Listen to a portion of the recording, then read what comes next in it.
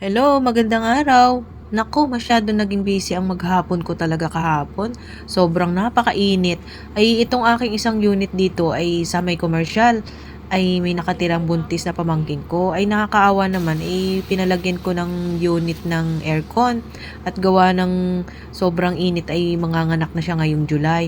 So napag-iisipan ko na ako na lang yung mag-install ng aircon niya dahil hindi na niya to maaalis. Unlike to sa ibang unit namin na puro window type ang nakalagay.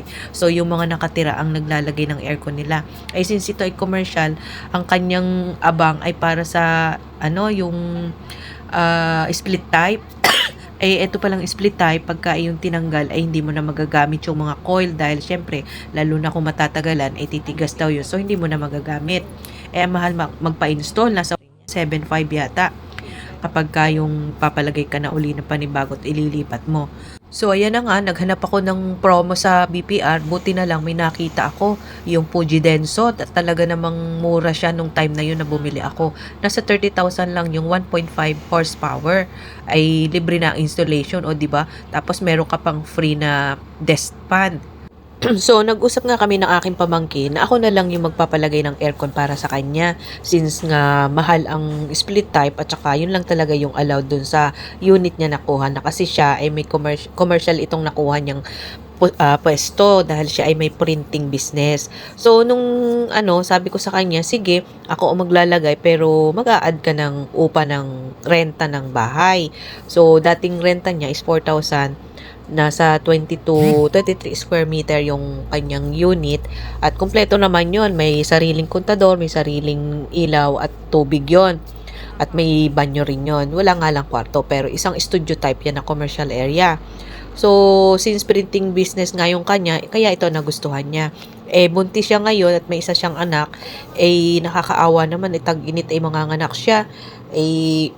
Kaya sabi ko, mag-add ka na lang ng upa ng rent. Dati siya ay 4,000, ginawa ko siyang 4,500. So, nagkasundo naman kami. So, yun na nga, naganap ako ng aircon na magandang klase at dito nga ako sa BPR nakakita, yung Fuji Denso nga.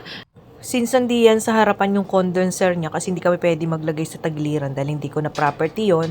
So, yung kanyang pinakang unit ay dinin na lang sa gilid din dahil hindi pwedeng ikabit sa gitna ng unit. Gawa ng merong siyang roll up, tatama yung mga niya, tubo raw.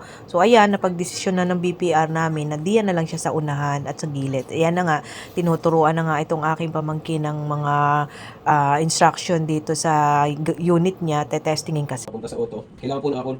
Tapos po yung pan speed niya, Naka ano to? cool po. Ang cool. Pag nawala po siya sa cool, mapunta po yun sa dry, sa heat, tapos sa auto. Abe, ang haba rin naman ng oras ng pinag-intay namin. Anong inip ng mga kasama ko din ni mga marites at kami daw ay pupunta ng dagat. Kaya aring mga bata din inip na at pati yung mga osyosero. At kami nga ay lalakad ni hapon na kasi 5:30 na.